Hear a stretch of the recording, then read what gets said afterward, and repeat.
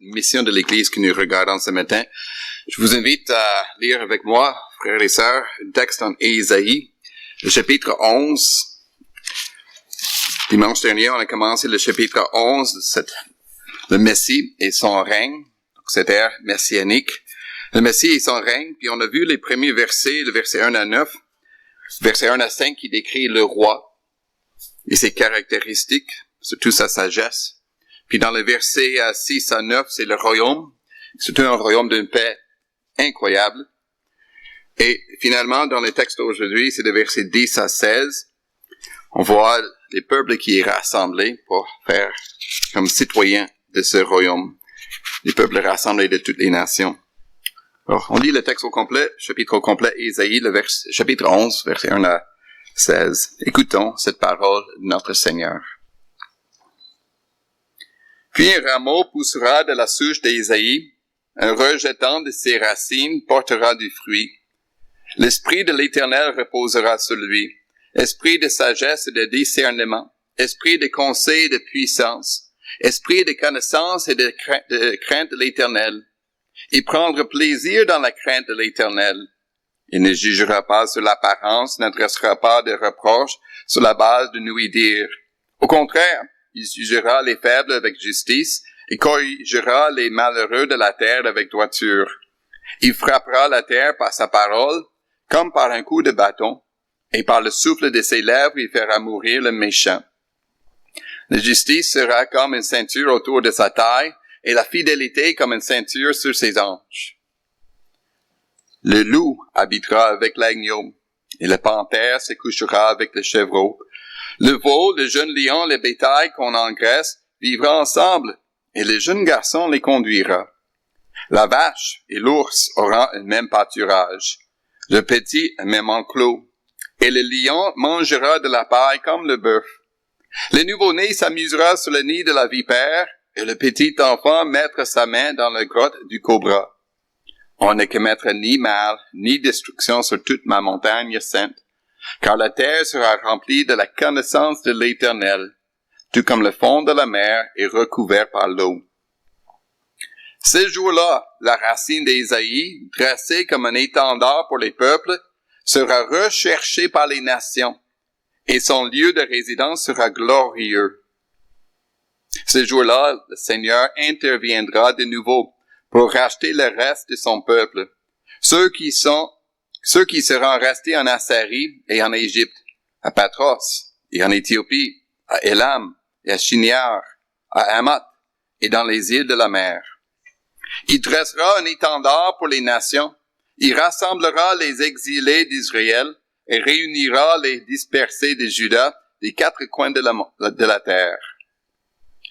La jalousie d'Éphraïm disparaîtra et ses adversaires en Juda seront éliminés. Éphraïm ne sera plus jaloux de Juda et Juda ne sera plus l'adversaire d'Éphraïm. Au contraire, ils fondront sur l'épaule des Philistins à l'ouest et pilleront ensemble les nomades de l'est. Ils auront la main mise sur Édom et Moab et les Ammonites leur seront soumis. L'Éternel fondra le golfe de la mer d'Égypte et menacera l'Euphrate en soufflant avec force. Il le partagera en 7 canaux, et l'on pourra y marcher en sandales. Il y aura une route pour le reste de son peuple, pour ceux qui seront restés en Assyrie, comme il y en eut pour Israël le jour où il est sorti d'Égypte. Amen. Prions notre Dieu. Notre Dieu, merci pour ta parole. La parole que tu fais envoyer dans le monde. Une parole que tu fais lire et prêcher, enseigner. La parole qui est envoyée dans le monde comme la parole de l'Éternel, la parole de ton esprit. Et tu dis que ta parole qui est envoyée ne revient pas à toi sans avoir accompli ce que tu as prévu. Ta mission de rassembler ton peuple. Oh notre Dieu et Père, merci qu'aujourd'hui encore, tu rassembles ton peuple. Tu rassembles un grand nombre de peuples pour qu'ils soient les citoyens du royaume, de ton royaume, citoyens pour servir notre roi des rois, prince de la paix, Jésus. Amen. Il y a 50 ans que les États-Unis deux Américains, ils ont planté le drapeau américain sur la Lune. On a mis le drapeau américain pour dire on est les premiers à arriver ici, et puis aussi d'une manière de réclamer la Lune comme appartenant aux États-Unis. Or, il y a personne des États-Unis qui habite sur la Lune. C'était une pratique qu'on avait même autrefois ici en Nouvelle-France. Les Français qui sont venus ici ont mis le drapeau de France ici, dans le Nouveau Monde, pour réclamer la Nouvelle-France. Ça nous appartient. Mais le défi, c'était d'avoir des habitants. Facile de réclamer le territoire, plus difficile à posséder s'il n'y a pas d'habitants. Puis d'une manière, c'est comme ça qu'il faut lire le texte qui est devant nous. On a un roi, un règne de paix, puis il va planter son drapeau, un étendard, pour réclamer ce territoire, le monde comme le sien.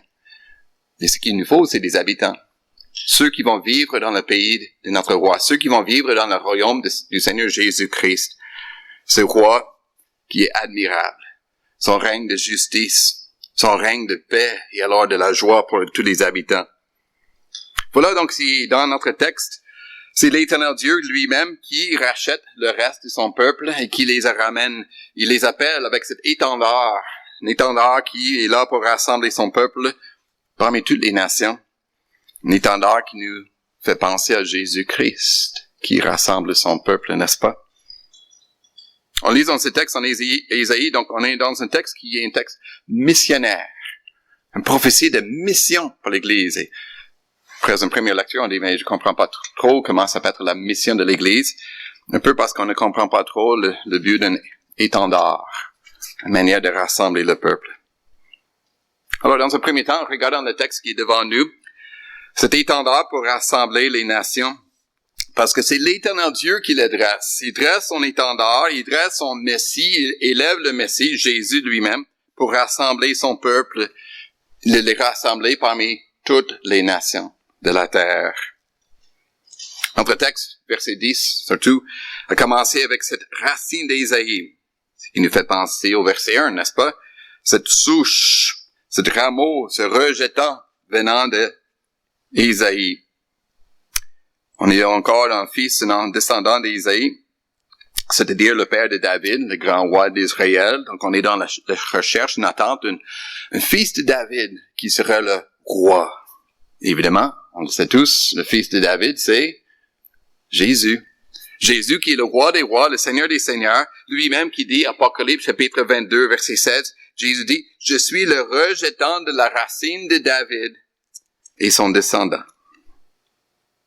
Mais il y a quelque chose particulière concernant cette racine.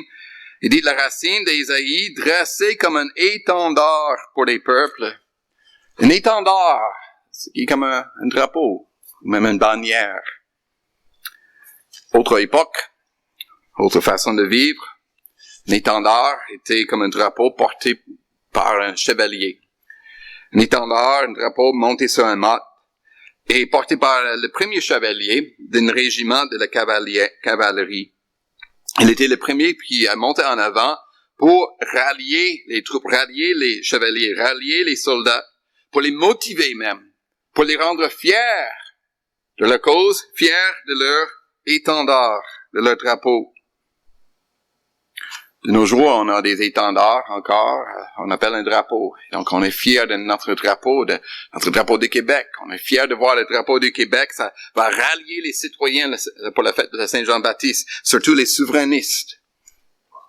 Et alors, on a un étendard qui monte de la racine d'Ésaïe, de le fils de David.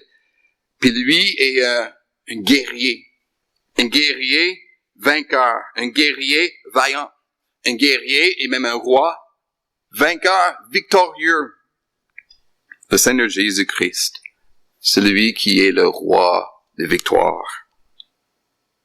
Et qui va le suivre? Qui est le peuple qui le suit? D'où vient-il? Le verset 10 nous le rappelle. Ce jour-là, la racine d'Ésaïe, dressée comme un étendard pour les peuples, sera recherchée par les nations. Et le mot nation est important ici parce que le mot nation qu'on utilise décrit en général ceux qui ne sont pas juifs, ceux qui ne sont pas israélites, des païens, c'est-à-dire nous. Nous sommes appelés à suivre le roi victorieux. L'apôtre Paul les confirme. L'apôtre Paul, quand il veut expliquer pourquoi lui-même a prêché l'Évangile, pourquoi il a prêché l'Évangile aux non-juifs, aux païens, il a cité justement ce verset. C'est en Romains chapitre 15, verset 12, dans le contexte où l'apôtre Paul, il cite plusieurs textes venant de l'Ancien Testament pour expliquer cette mission. Il cite ce verset selon la traduction grecque de la Septante. Nous lisons en Romains 15. Et Isaïe dit aussi, il paraîtra le rejetant d'Isaïe, il se lèvera pour régner sur les nations espérons en lui. Les nations non juives espérons en Jésus-Christ. Et cela selon la promesse de l'alliance, n'est-ce pas? Quand Dieu a fait son alliance avec Abraham, la première alliance, l'ancienne alliance, toujours la même alliance, il dit, toutes les familles de la terre seront bénies en toi, à travers le peuple d'Abraham.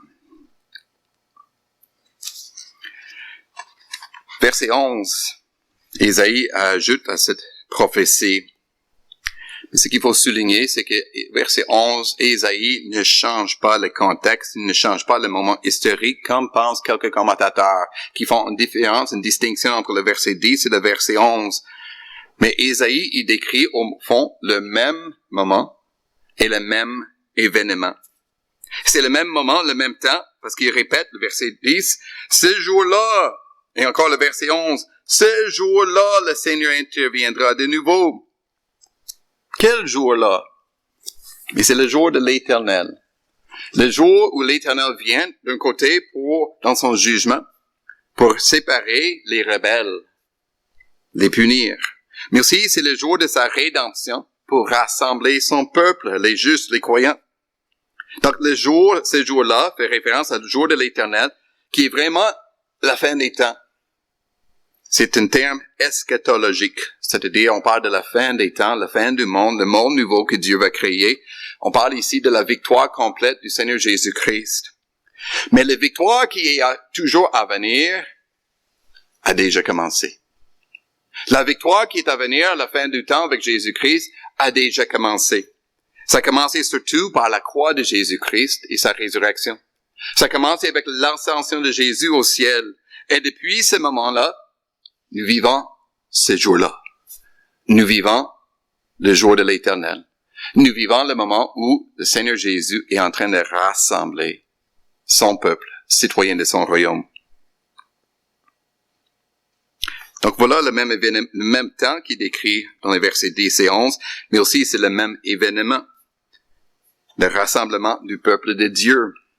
Encore le verset 11, il dit, « Ce jour-là, le Seigneur interviendra de nouveau pour racheter le reste de son peuple. » Le reste de son peuple, oui, parmi le peuple juif, mais aussi dans le contexte du peuple non-juif, les nations. Donc, il n'y a pas deux événements qu'il faut distinguer selon quelques-uns.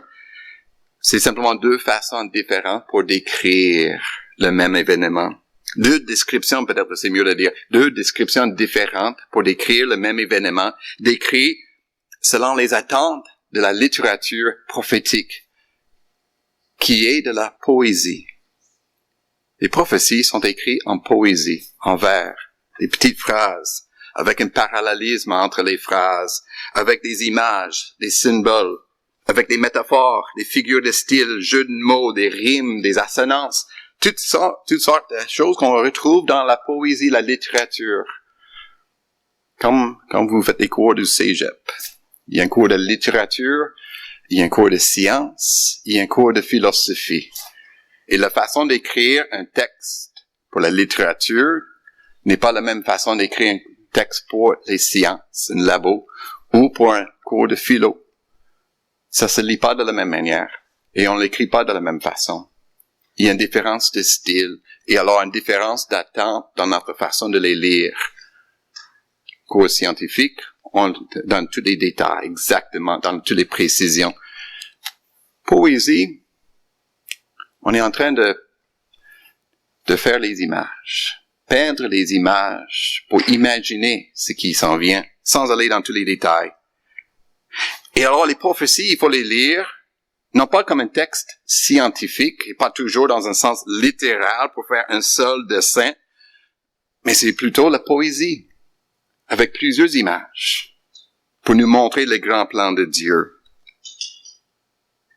Et j'ose dire que cette erreur de lecture d'un texte explique un peu pourquoi il y a des chrétiens qui ont tendance de séparer le verset 10 et le verset 11, de séparer Israël des nations, de séparer le rassemblement du peuple de l'Ancienne Alliance du rassemblement du peuple de la Nouvelle Alliance. Mais il n'y a qu'un seul rassemblement, un seul peuple de Dieu, un seul grand rassemblement, parce qu'il y a un seul roi vainqueur. Il y a un seul roi victorieux, le Seigneur Jésus-Christ.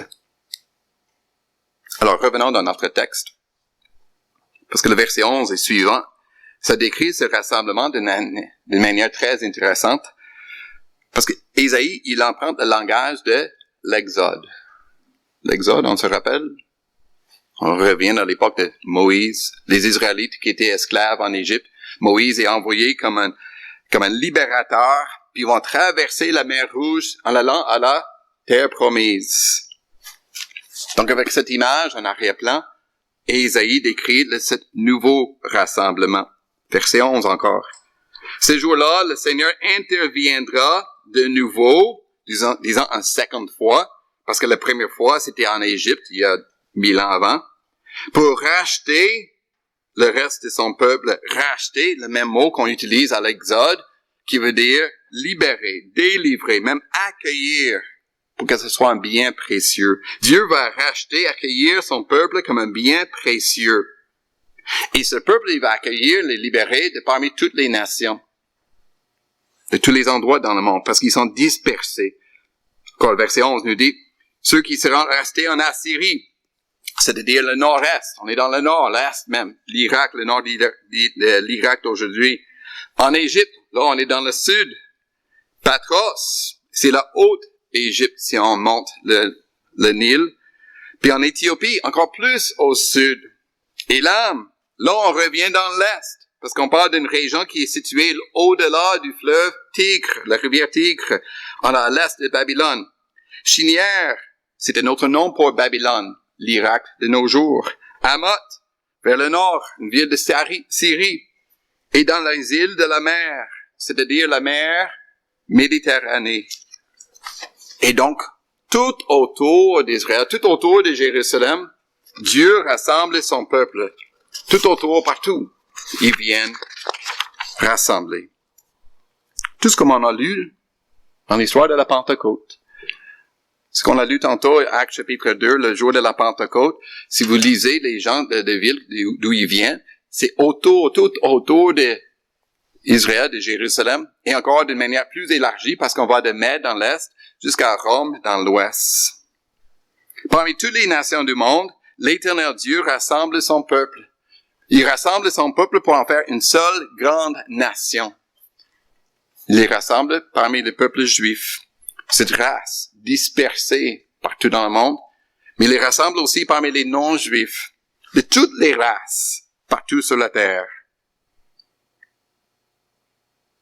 Et ce que je viens d'expliquer et répéter, même mieux résumé, dans la prophétie du verset 12. Il dressera un étendard pour les nations. On revient avec le même mot, nation, qui veut dire peuple non-juif, les non-israélites, les païens comme nous. Il dressera un étendard pour les nations, il rassemblera les exils d'Israël et réunira les dispersés de Juda des 4 coins de la terre. Dieu, l'Éternel Dieu, rassemble son peuple, même le reste de son peuple, de toute la terre. Il les rassemble de son peuple venant de toute la terre et même de toutes les nationalités dispersées sur la terre, juives et non-juives. Et ce qui est beau, c'est que c'est un peuple uni. Voilà ce que nous lisons en apprenant au verset 13 et 11. La jalousie d'Éphraïm disparaîtra. Ses adversaires en Juda seront éliminés. Éphraïm ne sera plus jaloux de Juda. Juda ne sera plus l'adversaire d'Éphraïm. On se rappelle la lecture des 1 et 2 rois chroniques, je lis ce temps-ci. Combien de fois Israël du Nord était en guerre contre le Juda est en guerre contre Éphraïm. Les deux étaient en guerre, une guerre civile, parce que c'est le même peuple, une guerre religieuse même, parce qu'ils s'est déclarés même tous le même Dieu. Et là, il y aura plus de guerre. Même ici, en Ésaïe, on a commencé notre série au chapitre 7. Le roi Akaz, le roi de Juda, était menacé par le roi d'Israël et la Syrie parce qu'il voulait le remplacer. Toujours cette guerre. Mais là, dans le royaume du Seigneur Jésus-Christ, il y aura la paix. Même la paix entre son peuple, un peuple uni. Au lieu de se battre l'un contre l'autre, ils vont se battre contre leurs ennemis, comme les Philistins, les Nomades, Édom, Moab, les Ammonites. Ils vont prendre leurs richesses et piller les richesses des non-croyants pour les amener dans le royaume de Dieu. C'est une autre histoire, on peut étudier dans les Écritures. Mais peut-être simplement pour nous de souligner que si le peuple de Dieu est uni, on peut résister davantage aux manœuvres et les ruses du diable. On peut résister aux ruses du diable si les chrétiens sont unis. Combien de fois ça arrive que quelqu'un dit « Je veux rien savoir de la foi chrétienne parce que vous êtes tous divisés entre vous autres, toujours en train de se battre l'un contre l'autre. » Il nous faut être tous unis sous le même roi Jésus-Christ. Et là, le sujet change encore une fois. En fait, on revient à cette illustration, à cette allusion à l'Exode dans les versets 15 et 16, surtout la traversée de la mer Rouge. On peut lire Exode chapitre 14 et 15 si vous vous souvenez de cette histoire-là. Mais ce qui est intéressant, maintenant, Ésaïe décrit la traversée de la mer, pas une fois, mais deux fois. Mer Rouge, puis aussi l'Euphrate, le fleuve, l'Euphrate. Et donc, si un Exode est bon, deux, c'est mieux, n'est-ce pas? Regardons ce qu'il dit le texte, verset 15. L'Éternel fondre le golfe de la mer d'Égypte, la mer Rouge, et menacera l'Euphrate, le fleuve en Assyrie, en soufflant avec force. Il le partagera en 7 canaux et l'on pourra y marcher en sandales. Il va le partager par le souffle de sa bouche, tout comme il a fait à l'époque de Moïse, par le vent. Et ça va être rendu sec pour qu'on soit capable de traverser le fond de la mer en sandales. Un deuxième exode. Et le but de tout ça, c'est pour rassembler le peuple venant de l'Égypte et de la Syrie, les deux extrémités de ces deux puissances, superpuissances de l'époque. Comme il est décrit au verset 16, on décrit une route pour rassembler le peuple. Il y aura une route pour le reste de son peuple, pour ceux qui seront restés en Assyrie, comme il y en aura eu pour Israël, le jour où il est sorti d'Égypte. Une route, une autre route même, une route qui est préparée par l'Éternel Dieu. Mais c'est pas une route pour les commerces, pour transporter les marchandises, parce que ça existe déjà à l'époque. C'était plutôt une route pour faire voyager le peuple de Dieu. Faire voyager le peuple de l'Égypte et Assyrie. Du nord et du sud et du nord, du sud et du nord, pour qu'ils soient rassemblés où? Là où est l'étendard. L'étendard qui est monté à Jérusalem. Mais plus précisément, c'est pas Jérusalem, c'est l'étendard qui est le Seigneur Jésus-Christ. Tout ce peuple va être rassemblé dans le Seigneur Jésus-Christ, celui qui est le roi des rois, le Seigneur des seigneurs, le prince de la paix de ce royaume. C'est lui l'étendard, c'est lui ce guerrier vaillant, ce roi victorieux. Et tous les peuples sont ralliés à lui. Tous les peuples sont fiers de lui appartenir. Voilà la manière que Dieu rassemble son peuple à Jésus-Christ. Mais allons plus loin dans ce texte, parce que c'est sûr, c'est évident qu'Ésaïe, il annonce la venue du Messie, Jésus-Christ, celui qui est déjà élevé, qui est en train de rassembler son peuple. C'est une prophétie de mission, parce que c'est Jésus élevé qui rassemble son peuple, le peuple de Dieu, même le reste du peuple de Dieu. Que ce texte parle de Jésus-Christ n'est pas simplement Isaïe qui l'a dit, ou c'est pas simplement moi qui donne cette interprétation. C'est en fait Jésus-Christ qui le parle ainsi. Si vous avez votre Bible, vous pouvez regarder le texte en Jean chapitre 12. Sinon, c'est le texte qui est imprimé sur la couverture de votre feuillet. Mais dans l'évangile de Jean chapitre 12, c'est Jésus qui parle avec ses disciples, même en présence de quelques non-juifs qui sont venus. Jean 12. L'évangile de Jean chapitre 12, je commence la lecture au verset 31. C'est Jésus qui parle. Il dit, « C'est maintenant qu'a lieu le jugement de ce monde. C'est maintenant que le prince de ce monde va être jeté dehors. Et moi, quand j'aurai été élevé de la terre, j'attirerai tous les hommes à moi. » L'apôtre Jean ajoute une explication. Par ces paroles, il indiquait de quelle mort il allait mourir. De quelle mort Jésus est-il mort? Sur une croix. Il était élevé sur une croix. Il fallait l'élever pour qu'il ait la honte d'être exposé devant le monde. Mais Jésus annonce ici, il va être élevé et en étant élevé sur la croix, il va attirer les gens à lui. Élevé devant la croix, non pas dans la faiblesse, non pas comme une défaite, non pas comme une humiliation. Jésus est élevé sur la croix, dit l'apôtre Jean, comme un roi qui est fort, vainqueur, un roi qui est exalté à cause de sa victoire. Sa victoire où? Il a dit, contre le prince de ce monde, c'est-à-dire Satan qui est jeté dehors. Satan qui va écraser, dont il va écraser la tête. Parce que la croix est toujours liée à la résurrection de Jésus-Christ. La croix est liée aussi à l'ascension de Jésus-Christ. Quand Jésus est monté au ciel, il siège sur le trône de Dieu. Et là, il règne comme le Dieu puissant. Rappelons-nous, dans la Bible, je lis ce que Dieu... Conseiller merveilleux, Dieu puissant, Ésaïe chapitre 9, 6, chapitre 10, verset 14. Jésus a appelé le Dieu puissant, qui veut dire un héros de combat. Le héros du combat, c'est-à-dire le guerrier vaillant, le roi victorieux, lui qui est monté au ciel et il rassemble son peuple. Peut-être c'est pour cela où, dans notre texte, si on revient en Ésaïe chapitre 10, 11, désolé, le verset 10, la fin du verset 10 qui parle de son lieu de résidence sera glorieux. L'étendard, le Messie, le roi, vainqueur, sa résidence sera glorieux. Il aura la gloire pour son repos, littéralement. Parce que le Seigneur Jésus-Christ est dans la gloire de son Père. Il reviendra dans toute sa gloire, un roi de gloire. Alors, c'est la croix qui est l'étendard. C'est la croix qui est l'étendard de Jésus-Christ. Nous élevons la croix comme le symbole de sa mort, mais nous élevons aussi la croix comme symbole de sa victoire sur la mort, parce que Jésus n'est plus monté sur la croix.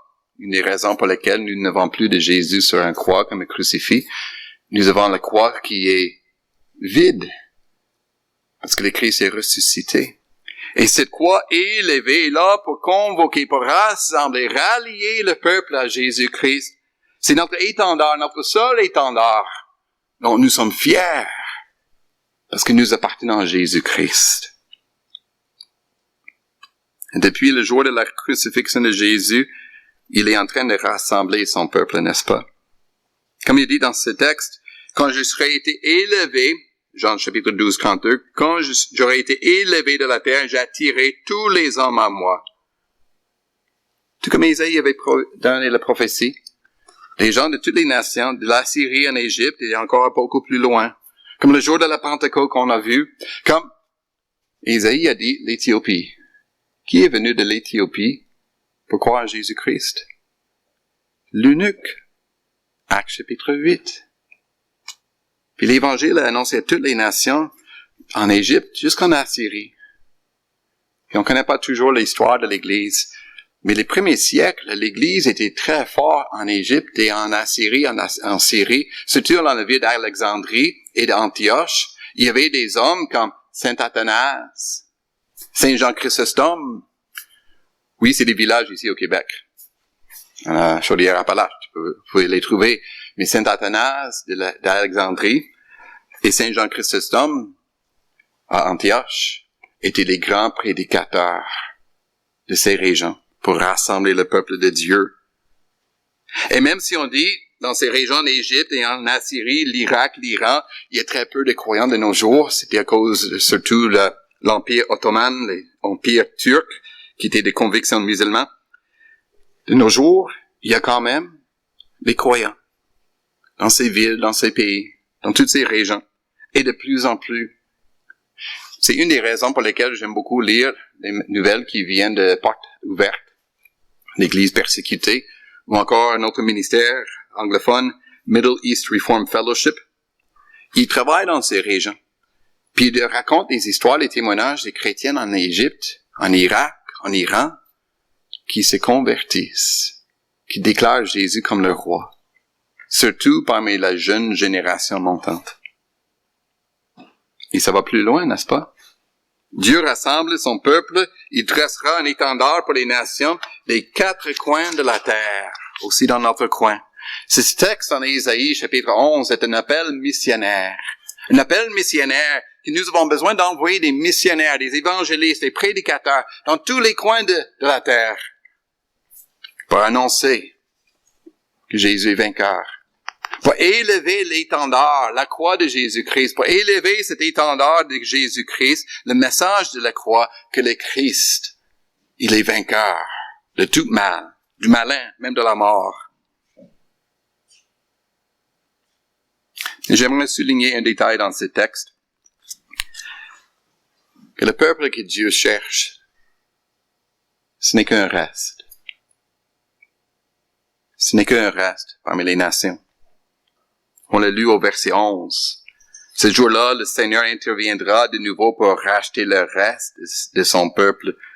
Ou encore plus loin, le verset 16. Il y aura une route pour le reste de son peuple.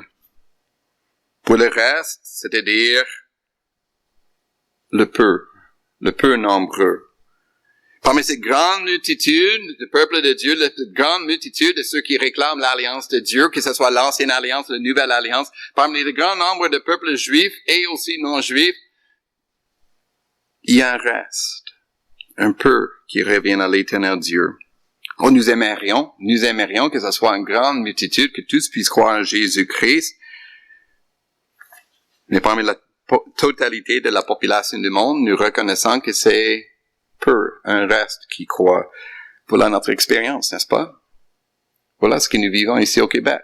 On n'est pas très nombreux pour confesser le nom de Jésus-Christ. C'est aussi ce que nous lisons dans les Écritures, ce que le Saint-Esprit nous enseigne. J'ai un frère, pasteur d'une église, pasteur d'une église pentecôtiste, en région un peu, puis il aime beaucoup citer les paroles de Jésus. La moisson est grande. Je le dis souvent, depuis des années que je le connais, presque 20 ans. La moisson est grande. Et il le dit, il nous rappelle, même si lui, il travaille dans une très petite assemblée. On peut même peut-être revenir dans ce texte en Jean chapitre 12, et Jésus dit, « J'attirerai tous les hommes à moi. » Littéralement, le texte, « J'attirerai tous à moi. » Puis en lisant ce texte, on peut avoir l'idée, mais Jésus va sauver tout le monde. « J'attirerai tous à moi. » Mais on connaît d'autres textes où Jésus explique très clairement que beaucoup sont appelés, mais peu entrent par la porte étroite dans la vie éternelle. Luc chapitre 13, verset 23, ou Matthieu 7, verset 14. Quand on lit le mot « tous » ou « tout », il faut toujours le lire dans le contexte. Et dans l'évangile de Jean, il faut lire le mot « tous » dans le sens que toutes sortes de personnes juifs et non-juifs. Pourquoi? Parce que dans le contexte, verset 20, si vous reculez, c'était justement quand les païens, les non-juifs sont venus pour voir Jésus. Et Jésus dit, je serai élevé et je vais attirer à moi-même des gens de toutes les nations. De toutes les nations, ils vont venir à moi. Tout comme dit Ésaïe, il dressera un étendard pour toutes les nations. Donc il y a un reste, peu de monde, parmi toutes les nations qui vont devenir le peuple de Dieu. Le peuple qu'il a racheté. Mais un peuple que Dieu a racheté pour être son bien précieux.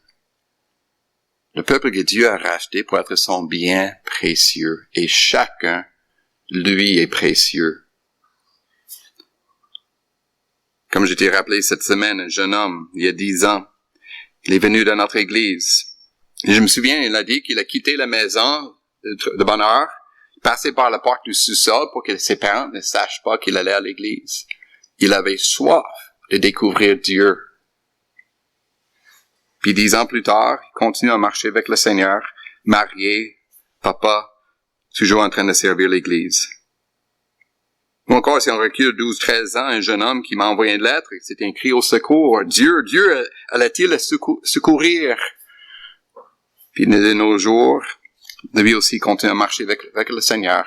Puis il fait annoncer la bonne nouvelle pour que d'autres puissent découvrir le Sauveur. Presque à ce même moment que ce jeune homme est venu à l'église, il y a une autre femme qui est venue. Il est revenu à l'église, elle avait négligé les assemblées pendant plusieurs années, sans vraiment renier la foi. Puis il est revenu. Et puis, depuis ce moment, elle est toujours fidèle dans les assemblées pour vivre la foi avec nous. Il y a 10 ans, un jeune homme est venu dans notre église. Il a été éduqué dans la foi par ses parents, mais très instable par rapport à la foi chrétienne. Il a pu être côtoyé par d'autres chrétiens, encouragé, professer sa foi, poursuivi ses études et la parole de Dieu. Il a grandi, s'est marié, devenu papa, et maintenant il est ancien d'une église pour diriger d'autres hommes à connaître le Seigneur. Une jeune femme, comme une jeune fille d'une famille chrétienne, bien éduquée dans la foi, qui a professé sa foi, comme une adolescente déjà. Puis rendue une femme presque dans la quarantaine, elle continue à marcher fidèlement avec le Seigneur et de servir l'Église, servir la mission de notre Dieu, de le servir avec patience et beaucoup de joie.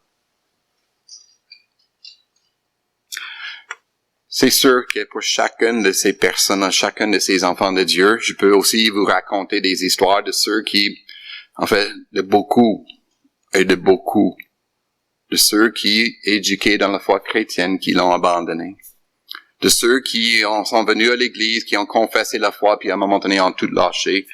Ou encore beaucoup encore, qui, on peut les aimer, expliquer l'évangile, mais n'ont jamais voulu croire en Christ. Mais il y a ce reste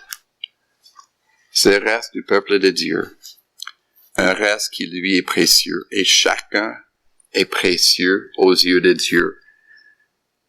Chacun est précieux aux yeux de Dieu qui l'a racheté, libéré, sauvé, et que maintenant, par le Saint-Esprit et l'Évangile, il les cherche à les rassembler. Un petit reste tellement précieux aux yeux de Dieu qu'il a donné son Fils. L'Éternel Dieu a établi son Fils comme roi. Il l'a établi comme un étendard, un drapeau bien planté, un étendard pour rallier le peuple à ce roi victorieux, le roi des rois, de le rappeler et de les rassembler à sa croix et à sa victoire. Ce n'est qu'un reste, mais un reste venant de toutes les nations. Et quand le reste est rassemblé, ça devient une multitude, parce qu'il y a un ici, deux là-bas, un autre qu'on ajoute ici, puis ça forme une grande multitude, le peuple de Dieu, pour vivre son royaume, pour appartenir à ce roi des rois, Seigneur des seigneurs, Prince de la paix. Amen.